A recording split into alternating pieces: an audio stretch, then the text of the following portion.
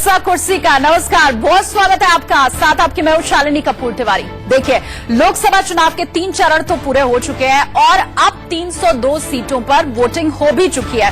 चौथे चरण का मतदान कल होना है। उससे जुड़ी हुई तमाम अपडेट हम आप तक लगातार पहुंचा रहे हैं। बाकी तमाम बचे चरणों की अगर हम बात करें तो 241 सीटें अभी बची हुई हैं और 29 अप्रैल को होने वाले चौथे चरण में किस तरह का रंग दिखाई देगा, इसकी आज हम बात करने वाले हैं। देखिए, चुनावी बिसात तो बिछी चुकी है, कई रंग अभी तक दिखाई दिए हैं, लेकिन जो रंग सबसे ज्यादा दिलचस्प है वो है सियासी परिवारों का रंग।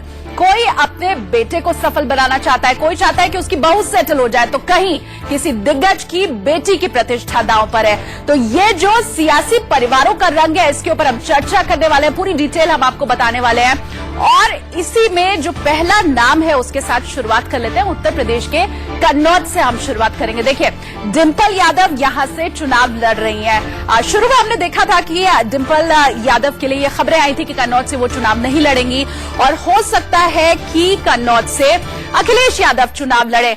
बड़ी अहम है ये सीट। यहां से अखिलेश यादव, मुलायम सिंह यादव और डिंपल यादव सभी लड़ चुके हैं चुनाव आज तक और कभी भी निराश नहीं किया है यहां की जनता ने यादव परिवार को। 2014 को आप याद कीजिए, पूरे देश में मोदी की लहर थी। हर जगह मोदी के जो नेता थे, चाहे नए या पुराने, वो जीत रहे थे। उसके बावजूद कन्नौज की जनता ने डिंपल यादव को जिताया था और यहां से जीत करके वो आगे आई थी। अब देखिए, थोड़ा हम आपको डिंपल यादव के बारे में भी बता देते हैं कि डिंपल यादव कौन है, कब से उन्होंने शुरुआत की और किस तरह से वो राजनीति में आई। थोड़ा उनके बारे में हम बताते हैं। प्रतिष्ठा डिंपल यादव की यहां पर दांव पर लगी हुई है। और देखिए, कन्नौज की ये जो सीट है, ये सपा का एक अभेद्य किला है, एक ऐसा किला है जिसे अभी तक कोई भेद नहीं पाया है। 1989 से सपा का यहां पर कंट्रोल है। एक बार जरूर 1998 में ये सीट बीजेपी के खाते में चली गई थी, लेकिन जो भी कैंडिडेट कन्नौज से सपा का उतरा है उसने जीत हासिल की है। तो देखिए, एसपी ने डिंपल को एक बार फिर से कन्नौज से टिकट दिया है। डिंपल कन्नौज से फिलहाल सांसद भी है, जैसा मैंने बताया 2014 में जीत चुकी है मोदी लहर के बावजूद। तो ये याद रखना बेहद जरूरी है। उत्तर प्रदेश के पूर्व सीएम अखिलेश यादव की पत्नी है और यही वजह है कि सपा ने पूरी ताकत झोंक दी है डिंपल के प्रचार के लिए।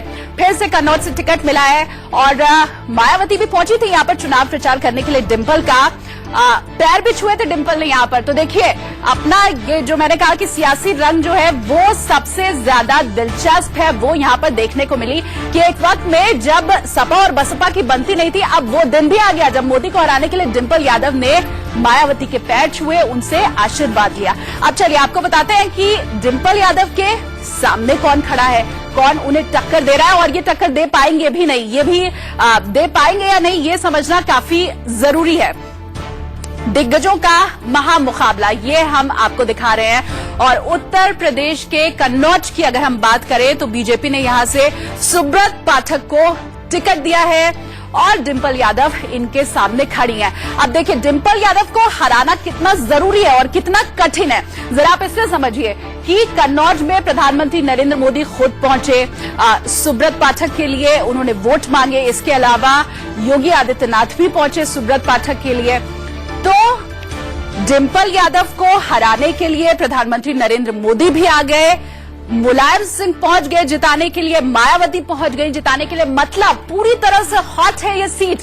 गर्मी जैसे जैसे बढ़ती जा रही है वैसे वैसे हमने देखा कि कन्नौज की ये जो सियासत है वो भी गर्म होती चली गई और एक के बाद एक नए रूप, नई चीजें सामने आई। अब देखिए, अगली सीट की भी हम बात कर लेते हैं। वैभव गहलोत जोधपुर से चुनाव यहां पर लड़ रहे हैं और वैभव गहलोत की अगर हम बात करें तो पिछली बार हालांकि हार गए थे ये और जो मार्जिन था वो छोटा मोटा नहीं था। देखिए, 4 लाख से ज्यादा वोट से यहां पर बीजेपी के गजेंद्र सिंह शेखावत आए थे, लेकिन अब जैसा कि प्रतिष्ठा दांव पर है तो इसी वजह से वैभव गहलोत को जिताने के लिए भी तमाम जो जरूरी समीकरण है वो सब बिठाए जा रहे हैं। अब जरा इनके बारे में हम जानकारी भी आपको दे दें। वैभव गहलोत कौन है और किस तरह से टक्कर इन्हें मिलने वाली है, ये पूरी जानकारी भी हम आपको देते हैं। देखिए, कांग्रेस से जोधपुर से लड़ रहे हैं चुनाव, कांग्रेस ने टिकट दिया है अशोक गहलोत के बेटे हैं और इसीलिए अशोक गहलोत ने पूरी कमान भी अपने हाथ में ली हुई है चुनाव प्रचार की।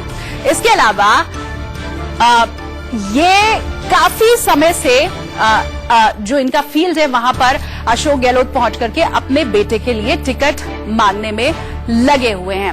अब टक्कर किससे है इनकी, आप वो भी देख लीजिए। गजेंद्र सिंह शेखावत हैं बीजेपी के, जो कड़ा मुकाबला यहां पर दिखाई दे रहा है, क्योंकि 2014 में वैसे तो तमाम सीटें जो राजस्थान की थी वो बीजेपी के खाते में ही गई थी, लेकिन 4 लाख से ज्यादा मार्जिन गजेंद्र सिंह शेखावत को मिला था।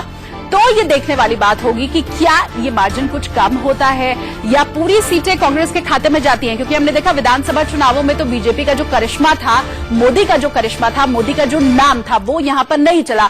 अब विधानसभा वाली चीज यहां पर दोहराई जाती है या फिर गजेंद्र सिंह शेखावत हारते हैं और वैभव गहलोत के लिए जिस तरह से चुनाव प्रचार किया जा रहा है वो सफल होता है और एक बार बाजी कांग्रेस के हाथ में यहां पर लगती है।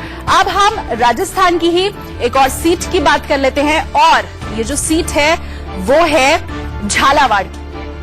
झालावाड़ सीट की हम बात करेंगे। दुष्यंत सिंह यहां से चुनावी मैदान में है। दुष्यंत सिंह की ये जो सीट है ये भी कुछ ऐसे ही कन्नौज की तरह है, जैसे सपा को कभी भी निराश नहीं किया है कन्नौज की जनता ने, ठीक उसी तरह झालावाड़ की जो जनता है वो भी दुष्यंत सिंह को निराश करती हुई पिछले काफी वक्त में तो दिखाई नहीं दी है। बताया आपको, लगातार 30 साल से बीजेपी का यहां पर कब्जा है और कांग्रेस ने यहां से जो उम्मीदवार खड़ा किया है, किस तरह से वो जीतेंगे हारेंगे, किससे टक्कर है वो हम आपको बताएंगे। फिलहाल राजस्थान की पूर्व सीएम वसुंधरा राजे के बेटे हैं ये और झालावाड़ से 3 बार सांसद रह चुके हैं। पूर्व मुख्यमंत्री और इनको जैसा मैंने कहा कि कभी निराश नहीं किया है झालावाड़ की जनता ने, तो अब वसुंधरा राजे का जादू यहां पर चलता है या विधानसभा चुनाव में जो हमने देखा वो जादू खत्म हो गया था वो रहेगा। अब देखिए टक्कर किसके बीच है। प्रमोद शर्मा विधानसभा चुनाव जब हुआ था ठीक उसके पहले कांग्रेस में शामिल हुए थे और डेंट भी उन्होंने किस तरह से उस वक्त लगाया बीजेपी को वो हमने देखा और उसी का ये नतीजा है कि अब इन्हें टिकट दिया गया है और दुष्यंत सिंह के मुकाबले में इन्हें खड़ा किया गया है।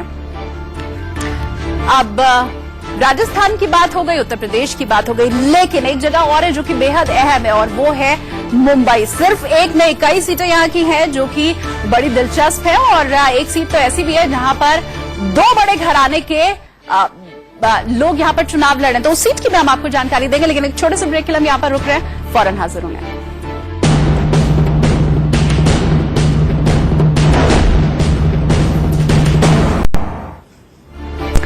किस्सा कुर्सी का पीएम कौन, ब्रेक के बाद एक बार फिर से स्वागत है आपका। सियासी घरानों की और सियासी लोगों की आज हम बात कर रहे हैं और उन सीटों की बात कर रहे हैं जो इसलिए वीआईपी हो गई हैं, इसलिए खास हो गई हैं क्योंकि यहां से एक बड़ा ऐसा चेहरा सामने है जो आगे वंशवाद की राजनीति को बढ़ा रहा है। और देखिए अगला नाम जो इस लिस्ट में सामने आ रहा है, हम बात करने वाले हैं मुंबई की, मुंबई सीट की और मुंबई नॉर्थ सेंट्रल से जो कैंडिडेट हैं वो है पूनम महाजन। बीजेपी ने इन्हें टिकट दिया है, 2014 में भी इन्हें टिकट दिया गया था और एक बार फिर से पूनम महाजन के ऊपर बीजेपी ने भरोसा जताया। अब आपको बताते हैं कि पूनम महाजन है कौन, फटाफट हम आपको बताते हैं। बीजेपी की कैंडिडेट है, प्रमोद महाजन की बेटी है। प्रमोद महाजन को हर कोई जानता है, बीजेपी के बड़े और कद्दावर नेता थे। मुंबई नॉर्थ सेंट्रल से फिलहाल सांसद हैं पूनम, 2014 में जीत दर्ज की थी और बड़े अंतर से हराया भी था और देखिए बीजेपी ने एक बार फिर से शायद इसीलिए इन्हें टिकट दिया भी है। अब इसी सीट से जो अगला नाम है वो भी बेहद खास है। देखिए एक जो यहां पर कैंडिडेट है वो है सियासी नाम और जो दूसरा है वो है यहां पर प्रिया दत्त, जो दरअसल एक फिल्मी परिवार से भी ताल्लुक रखती हैं और सियासी परिवार से भी ताल्लुक रखती हैं। मुंबई नॉर्थ सेंट्रल से सांसद रह चुकी हैं। पिता के जाने के बाद ये सीट उन्हें मिली थी क्योंकि खाली हो गई थी ये सीट। 2014 में मोदी लहर में ये चुनाव हार गई थी और इसीलिए इस बार चुनाव लड़ना नहीं चाहती थी, लेकिन कांग्रेस ने किसी तरह इन्हें राजी कर लिया। आप देखिए टक्कर भी हम आपको दिखा देते हैं। प्रिया दत्त की बात हो गई और पूनम महाजन की बात हो गई, तो ये दोनों चेहरे एक दूसरे को टक्कर देते हुए दिखाई दे रहे हैं। कांग्रेस ने प्रिया दत्त के ऊपर एक बार फिर से भरोसा किया जबकि हार गई थी 2014 में और बीजेपी ने भी, चूंकि पूनम महाजन ने एक बड़ी जीत दर्ज की थी 2014 में, तो उन्हें टिकट दिया है। दोनों सियासी परिवार भी है और प्रिया दत्त के चूंकि पिता फिल्मों में भी थे, भाई फिल्मों में थे, तो ये एक तरह से फिल्मी परिवार की भी है। ये हो गई मुंबई की एक सीट। अब हम आपको मुंबई की एक दूसरी सीट की बात दिखाते हैं। यहाँ पे क्या हाल है ये बताते हैं। मुंबई साउथ की हम बात करेंगे। मुंबई साउथ से हैं मिलिंद देवड़ा। कांग्रेस ने टिकट दिया है इन्हें। तो मिलिंद देवड़ा का क्या रहा है सियासी इतिहास और बैकग्राउंड इनका क्या है, आप जरा जल्दी से उसके ऊपर भी हम नजर डाल लेते हैं। मिलिंद देवड़ा के पिता मुरली देवड़ा कांग्रेस के बड़े नेता थे और मिलिंद देवड़ा मुंबई साउथ से कांग्रेस के प्रत्याशी इस बार हैं। टिकट कांग्रेस ने दिया है इन्हें और 2004 और 9 में ये सांसद रह चुके हैं। ज्यादातर कांग्रेसी 2014 में हार गए थे, वही हाल कुछ इनका भी हुआ था। अब जरा टक्कर की भी बात कर लेते हैं। कौन इन्हें टक्कर दे रहा है, इनके खिलाफ कौन खड़ा है। अरविंद सांसद है शिवसेना से। 2014 में शिवसेना ने बहुत कड़े मुकाबले में हराया भी था मिलिंद देवड़ा को। मोदी लहर थी, बावजूद इसके शिवसेना ने इस सीट पर कब्जा जमाया था। तो अरविंद सावंत शिवसेना की तरफ से हैं और मिलिंद देवड़ा है कांग्रेस की तरफ से। अब चलिए अगली सीट की भी हम बात कर लेते हैं और अगली सीट जो है वो है छिंदवाड़ा की। कांग्रेस के उम्मीदवार यहां पर भी हैं। तो नकुल नाथ है छिंदवाड़ा से और कांग्रेस की तरफ से इन्हें टिकट दिया गया। हालांकि देखिए इनके बारे में बहुत कुछ बताने की जरूरत है नहीं, ज्यादातर जो लोग हैं वो जानते ही हैं इन्हें और पिछले काफी वक्त से जो इनका चुनावी प्रचार चल रहा है उसके बाद जो नहीं जानते थे वो भी इन्हें जान गए होंगे। फिर भी बैकग्राउंड थोड़ा आप देखिए। मध्य प्रदेश के सीएम कमलनाथ के बेटे हैं नकुल नाथ और कमलनाथ के इस्तीफे के बाद छिंदवाड़ा से कांग्रेस ने नकुल नाथ को चुनावी मैदान में उतारा है। पिता पूरी जोर आजमाइश कर रहे हैं इन्हें जिताने की। तो कमलनाथ इन्हें जिताने के लिए इस वक्त चुनावी प्रचार भी कर रहे हैं। टक्कर कौन दे रहा है इन्हें वो भी देख लीजिए। नकुल नाथ को टक्कर दे रहे हैं बीजेपी के प्रत्याशी और नथन शाह है यहां से बीजेपी के प्रत्याशी, नकुल नाथ है कांग्रेस से। तो मध्य प्रदेश की भी बात हो गई, हमने आपको बंबई का हाल भी दिखाया, उत्तर प्रदेश की भी बात हुई। अब जरा अजमेर का रुख कर लेते हैं। एक बार फिर से राजस्थान में हम एंट्री कर लेते हैं और दिखाते हैं आपको कि यहां से कौन है चुनावी मैदान में। रिजू झुनझुनवाला हैं कांग्रेस से यहां पर चुनावी मैदान में। ज्यादातर अभी देखिए हमने आपको जो दिखाया उसमें कांग्रेस के ज्यादा कैंडिडेट निकल करके सामने आ रहे हैं। अब जरा इनका बैकग्राउंड भी आपको दिखाते हैं, फटाफट बताते हैं आपको कि रिजू झुनझुनवाला आखिर है कौन। राजस्थान के पूर्व पर्यटन मंत्री बीना काक के दामाद है रिजू झुनझुनवाला और बीना काक सलमान खान की कई फिल्मों में काम कर चुकी हैं। अगर आप सलमान खान के फैन हैं और उनकी फिल्में देखते हैं तो इनका नाम भी आप जानते होंगे। अब टक्कर इनको कौन दे रहा है वो देख लीजिए फटाफट।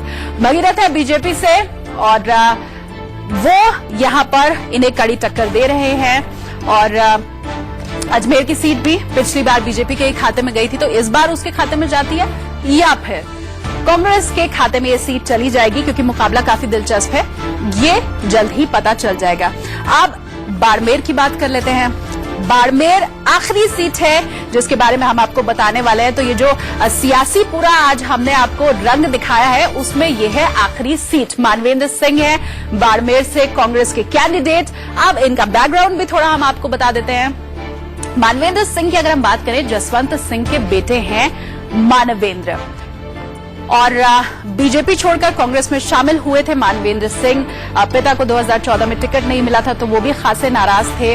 राजस्थान में मानवेंद्र ने वसुंधरा राजे के खिलाफ चुनाव लड़ा और हार गए। तो ये तमाम हो गया सियासी रंग। टक्कर इनको कौन दे रहा है वो भी देख लीजिए आप फटाफट। कैलाश चौधरी है बीजेपी से जो इन्हें टक्कर दे रहे हैं। तो इनके सामने खड़े हैं बीजेपी के कैलाश चौधरी। राजस्थान की वैसे ये चीज खास है, इन्हीं दो पार्टियों के बीच में यहाँ पर मुकाबला होता है, या तो बीजेपी या तो कांग्रेस। दूसरी पार्टियां यहाँ पर नजर नहीं आती है। कड़ी टक्कर हमेशा बीजेपी और कांग्रेस के बीच में यहाँ पर दिखाई देती है। तो ये हो गया चौथे चरण का जो चुनाव है उसका सियासी रंग। और देखिए सियासी रंग में जितने भी उम्मीदवार होते हैं वो पूरी कोशिश करते हैं जीतने की और इसके लिए कई तरह के वादे भी किए जाते हैं।